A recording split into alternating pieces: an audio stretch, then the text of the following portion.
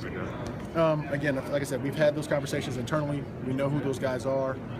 We know how they fit with Flip and in Buster's case on the defensive side of the ball. So we've had them internally. We've had our conversations. We've had some conversations beyond that. And I probably won't comment. I know I won't comment about where we are with those guys. Go ahead, Tony. How would you give some general comment about this receivers class in this draft compared to last year's?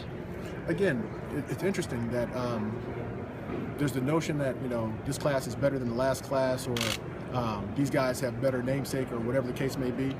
It'll all come out as to where guys get selected to, how quickly they embrace that opportunity, and how much they produce, or what it looks like. It really, it's a question that gets answered in arrears. On the front end, people may say this class is not as good, and inevitably you may turn out and say this class is actually better.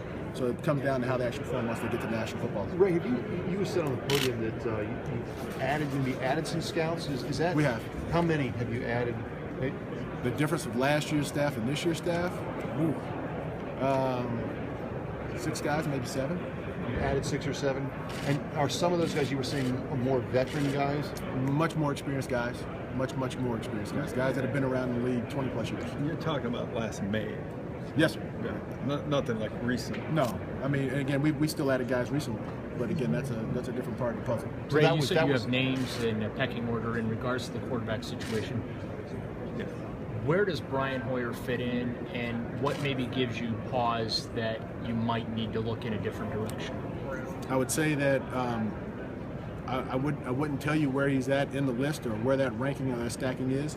Like I said, our analysis and our evaluation of Brian is that, and to that degree, when Flip got hired, he had a chance to go back and review the tape and see where he was.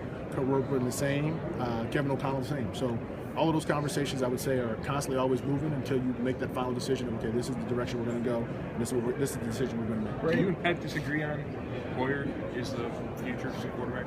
I would tell you that as it equates to any player, I think that nobody ever sees the tape exactly the same. But again, that doesn't mean this person's right or that person's wrong. We have to come to a conclusion as to what that means for us. And so in that, I think that, for us, we've made our determinations, and I think we're resolute as to what that is. Have you guys last year had your own way of evaluating the quarterbacks before the draft? Will it be the same this year? I think things always evolve. And so, again, I would tell you this as an example. We had our first round of interviews last night here at the Combine. And so after every interview session, we sit down and we talk about how did it go? Was this right? Can we change it in any way? So there have been adjustments made. What those adjustments are, I would leave kind of hidden, but I do think that you're constantly looking to evolve and make yourself better. When you talked about, you didn't talk to QBs here, right? Last year we did not talk to QBs here. We did, but in a different sense. We didn't talk to them in formal interviews, but we talked to them at what they call the train station. So there's a difference of just because you're not seeing them in the formal doesn't mean you're not seeing them. Ray, you mentioned Roper on the podium.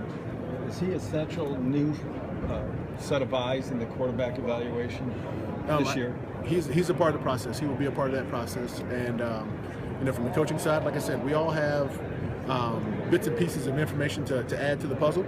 And inevitably, it's down to Pet and I and the rest of the leadership team to decide, what's the final direction that we're going to go. Do you guys view Brian Hoyer as someone that could actually come in and compete for the starting job, or might you be looking at him as more of a support or backup type of guy? Again, the roles and the levels of which we like guys, again, I never discussed that stuff publicly.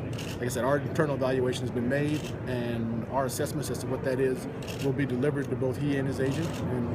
And it is what it is at that point. Like I said this earlier, that in every situation it requires 2 people to make the deal.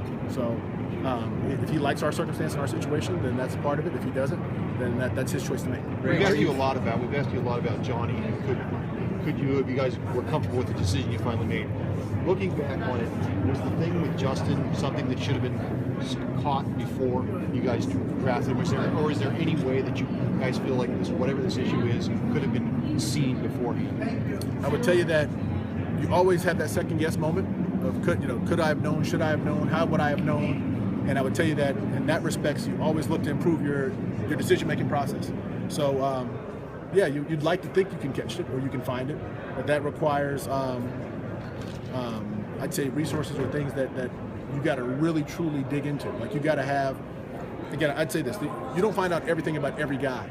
And to have it's interesting, if you had a scout or you had somebody that actually lived in that college town, you might find out more. But then now you'd have 365 scouts all over the country trying to figure out who's at all these little schools. So it's a part of the puzzle. You got to build the relationships, and you got to know that, hey, when I talk to Tom, Tom's going to tell me the truth. And as you build those relationships, that's when you start to get that real information. Will you bring Josh McCown in for a visit? Again, every option is on the table for us. Right. talked One of to- the things to we've been Johnny talking about since the he came? last month has been voices in the room, so to speak. Jimmy Haslam said a couple weeks ago that he's a believer in 6 smart people in a room is better than 4. Is there a such thing as having too many voices when it comes to football personnel and making those type of decisions? I would tell you that there's a book called The Wisdom of Crowds, and I like it. And I believe in the philosophy behind it, which is that you add enough people in that have diverse backgrounds, and you have those conversations, you can come to a clearer picture. And I think that's what Jimmy's really alluding to, is that, you add 6 people to the room, are they better than 4? Depends on who those 6 are. I would also tell you that, as we make decisions, I think it is good to hear from people that may have a different stance or a different position, and it will give some pause at times as to what you think or why you think. So there's a benefit to having have it set up the way we do, and we think that inevitably it's going to pay dividends for them. Ray, what's the clarify, nature of are your you- correspondence with Johnny since he went into treatment? Say again? What's been the nature of your correspondence with Johnny since he went into treatment? I got one phone call the morning that he went, saying that he was going, and then I got another phone call asking me to speak to him for a moment in a session or something that he was having there. So to that degree, I've spoken to him twice, and that's really the bulk of it. Ray, are you formally interviewing quarterbacks this year? Clarify what you were saying earlier. Maybe. I don't know. It's I struggle with telling everybody, this is what we're doing, this is how we're doing. When in reality, it'll get out. But I don't know. I don't know how much of that I should make public when it's. I don't know if it matters if we formally interview them. If you plan to spend time with the person, you get a 15-minute interview in a formal. Is that better than me flying to a city and spending a day with the kid? I mean, it's actually it's an allocation of resources. If I have 2 questions or 3 questions to ask a player A, I may want to take that time and get that off the books, and then now he's finalized, rather than I have a day's worth of questions for player B, and I need to fly and spend that day with him. So it's a puzzle. So how about pro days? Will you attend quarterback pro days? To be honest with you, I'd rather have a private workout. I'd rather ask the kid to do what I want to see him do rather than to go stand and watch him do what somebody else wants him to do. Are you, if you get this thing straightened out, Gilbert, you think you're going to get the player that you thought you drafted? I think the player is in there. I really do. I think he's capable and credible. Like I think Pet said it on one of his press conferences that you can show clips of this guy being very, very, very good, and you can see clips of him not being so good. And I think that's part of the learning and growth process of any player is working through that circumstance and getting to where it becomes normal for him. Did you give over your... Jimmy said free agency, you'd be less active this year than last year. Would you say that's true, and if so, why, especially with the cap space? I guess the clarity to that is that active, not active is really just about being judicious, making smart decisions. That's one thing that we've tried to articulate to Jimmy and the rest of our staff is that it doesn't mean we're not going to go, doesn't mean we're not going to play, doesn't mean we're not going to allocate cap dollars in that regard. What I would tell you is that it's really more focused on being really smart with who you add and when you add and how you add. We're really focused on building through the draft, and you can't keep going and buying and putting guys in front of guys when you draft, because if you go out and you spend a lot of money on a guy, you expect to see him playing. To go out and then draft a guy that's not going to play, it doesn't make a lot of sense. Ray, It's a balance of both. Ray, would Jameis Winston's character concerns preclude you from drafting? I would tell you that every player will get a complete rundown from character to performance on the field, and all of those get weighed. So there's some insight. In the draft process for us, guys go on the board based upon their playability. So you see the guy on the board as to who he is as a player.